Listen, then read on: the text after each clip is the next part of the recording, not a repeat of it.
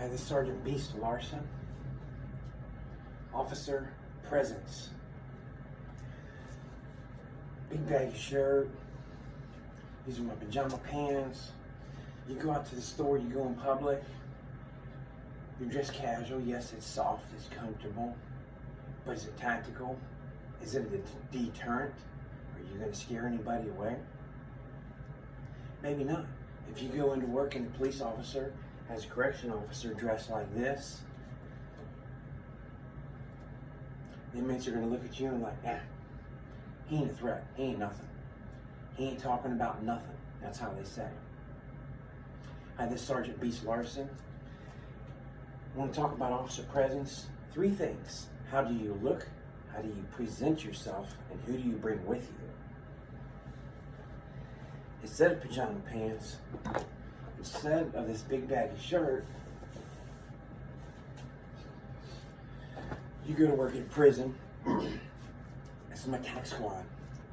2016 Commissioner's Challenge. Hayes State Prison. I'll turn around let you see it. We always got shirts like one size too small. We want them to fit tighter, to look better. See the difference in my shirt? Let's say I'm working in the prison and we need to go do a cell extraction. I take off my blue shirt so I don't get it dirty. Have my stab vest on, and I'm walking, putting my gear on. The inmates are watching me and I'm doing stuff. I look like I work out a little bit. That's going to intimidate them. The way that I walk and present myself when I'm down there getting my extraction gear on, I'm putting it on. I'm going to make sure I'm giving them a good double front bicep. And I'm also going to make sure that I'm standing up tall. How do I present myself? How do I carry my weight? This video is dedicated to Officer Williams. He and I worked together down there. We were the team. We were it. We had each other's back, all those good things you can say. We also had each other's mind and heart, in the sense that we could anticipate each other's moves. We could read the situation, know what was going to come next.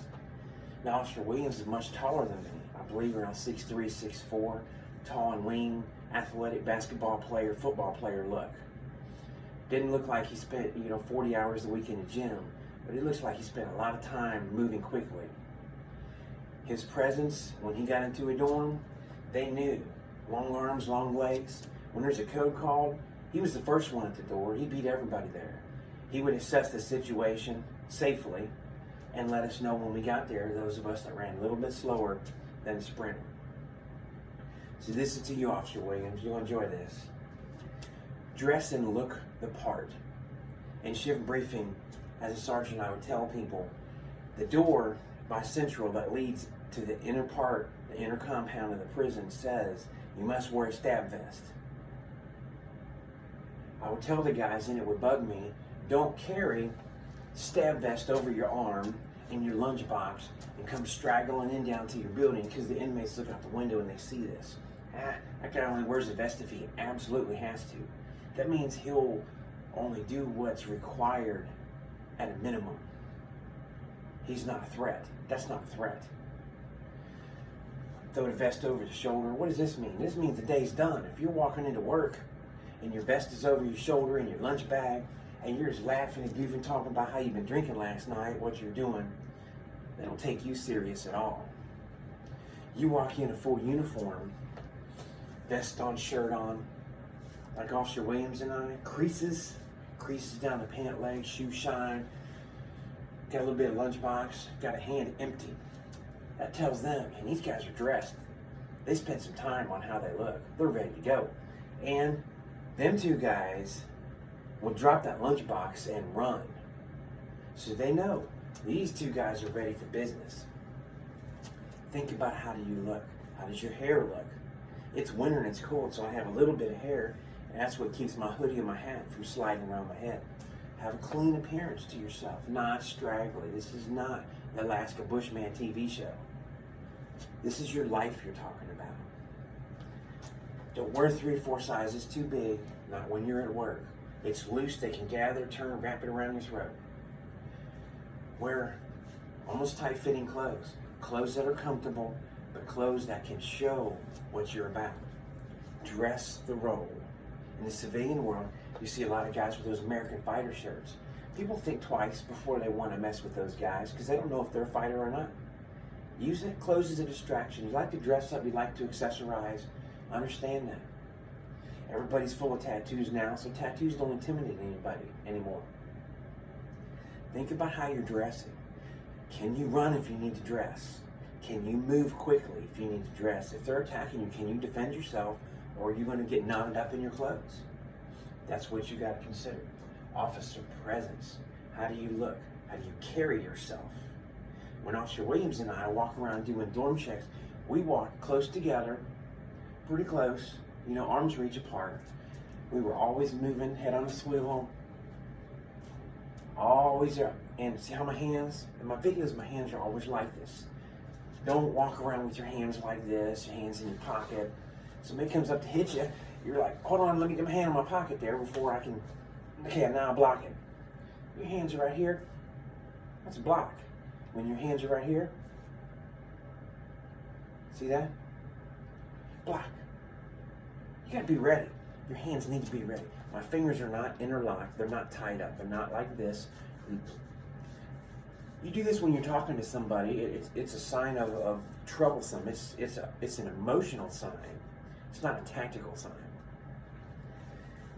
You're being sincere, you're showing empathy, you're showing all those feelings. They're just lying and talking a game to you to get you to feel like this way so they can attack you. Your hand fingertip to fingertip like this. That's how I stand when I talk to people. And the inmates would ask me, why do you do that? And I said, just in case I need to block. Just in case I need to strike you. I need to grab you. My hands are free. Go to the taser, go to the gun, see? You need to be quick. And you present yourself. When you walk in the dorm, you're walking in like this, like swagging, swinging, swaying. If you do the swag, swing, and sway all at the same time, you're not a threat. Maybe a country bumpkin walking down the road. You're doing the bumpkin walk, thinking about that country song in your head. When you walk in, walk with your hands tactical. If they're down to your side, empty, free, open. Don't do this. Don't over-exaggerate what you're doing. That just shows that you're nervous. Keep your hands free. Head up, shoulders up, deep breath when you walk in that door. Walk in with confidence, with pride. Confidence and pride. I could write a whole lot of words all over this wall. It would take forever for you to read them. Confidence and pride. Present yourself. Carry yourself. Walk and stand tactically. Remember, reactionary gap 4 to 6 feet in a tactical stance. If you're left-handed, this is how you're going to look. Gun back here, strong side. Lean with the right hand. Present yourself. Present yourself. Now, sometimes Officer Williams and I would walk in the dorm, we'd split up. We'd walk this way. I was on one side, he's on the other. Why did we do that tactically? We're letting them know we're looking for somebody. We're also confident that we can walk without being arm's reach of each other. We don't have to be touching. We're not scared walking like, okay, come on, buddy, let's go in here and see what we got to do and get out, because these are big bad criminals. No, we're the officers of the dorm. We're the sergeant. We're going in there letting them know we're not afraid of them. They need to be afraid of us. We'd go in and walk around, sometimes not even look or talk to each other, peripheral vision, see what we need to see, go through, do our walk of intimidation.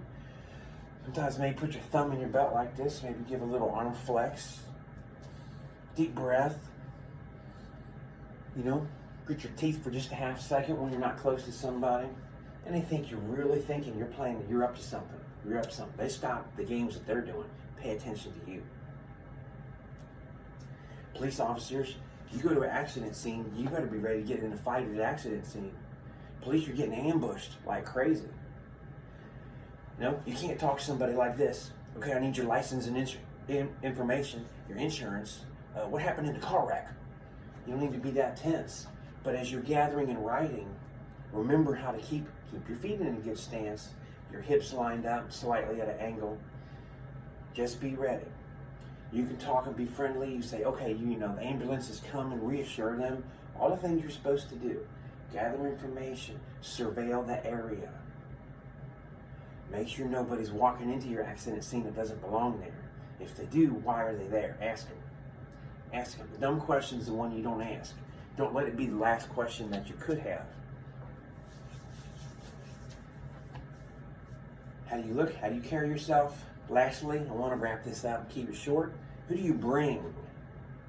As they say, who do you bring to the dance, to the ball, to the party? Who are you bringing?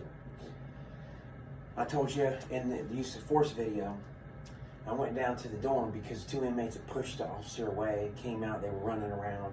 One of them had threatened me for a month. He was going to kill me. So I bring the sergeant, and I believe there was 5 or 6 officers. So that's 7 or 8 of us. Everybody's locked down.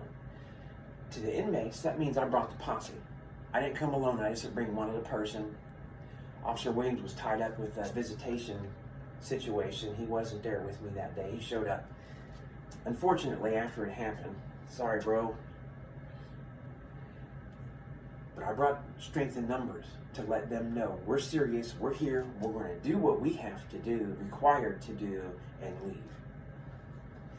You go into the chow hall, when they say there's a fight at chow hall, 3 of you don't run in there. Maybe 20 of you run into the chow hall because there's probably 50 inmates fighting. Or a few fighting, but there's 45 of them standing around waiting to see what happens and if they should do something or not. Bring friends. Bring friends that are on the CERT team. Bring friends that are on tax squad. Bring friends that like to work out. Bring friends that like to iron their clothes and look good. Everybody needs to look good.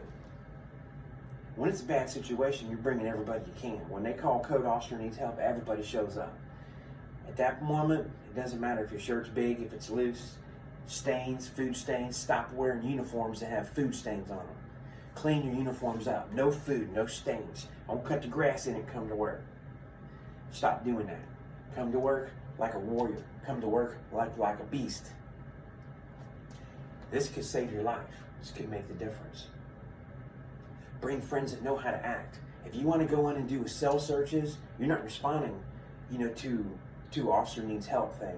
This is a cell search. This is calculated, thought, premeditated. Bring guys that show up that know how to act and talk. Not just somebody who's going to be a hothead, run their mouth and try and start a fight in the middle of your cell search.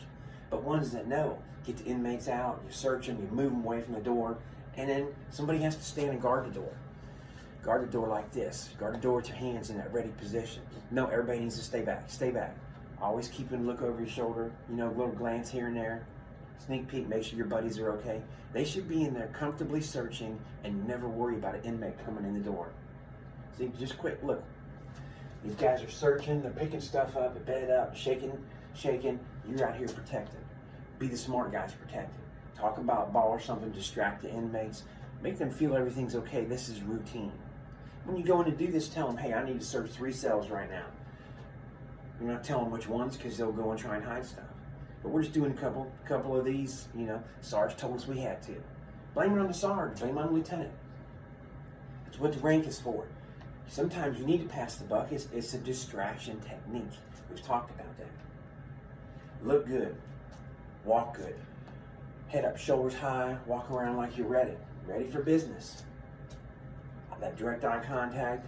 Direct contact with your voice, with your approach to them, one-on-one to them. You can't walk up to talk to somebody, but you're always looking at other people. You need to look them in the eye. Because you know good and well the inmate or the criminal on the street's going to look you in the eye. The person coming to attack you at Walmart, the school, the library, they're coming directly. They're looking at you. They're not looking around. So when somebody's coming with that much intent focused on you, give it back to them. Let them know you're receiving it, receiving their attention, and you're giving them attention back. Hope you enjoyed this video. Remember, pajamas, big loose clothes, keep them at home where you're cozy and comfy and you're around your family. Dress right when you go to work. Look right.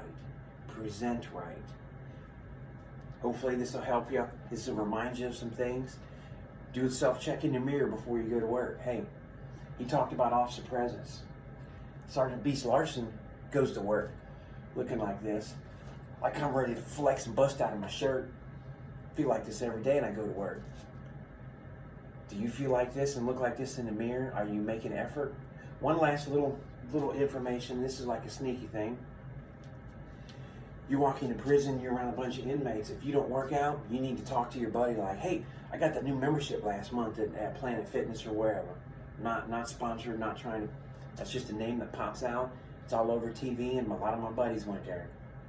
Talk about working out. Talk about you changed your diet, that you're losing weight. Even if you're not, say that. Makes the inmate say, oh, something's happened in this officer's life. They've decided to improve. They've tried to work out and make something different. It'll go a long way if they think that you are in the gym and you're dieting and you're taking care of yourself. Hope you enjoyed this. I'll see you very soon. Thanks.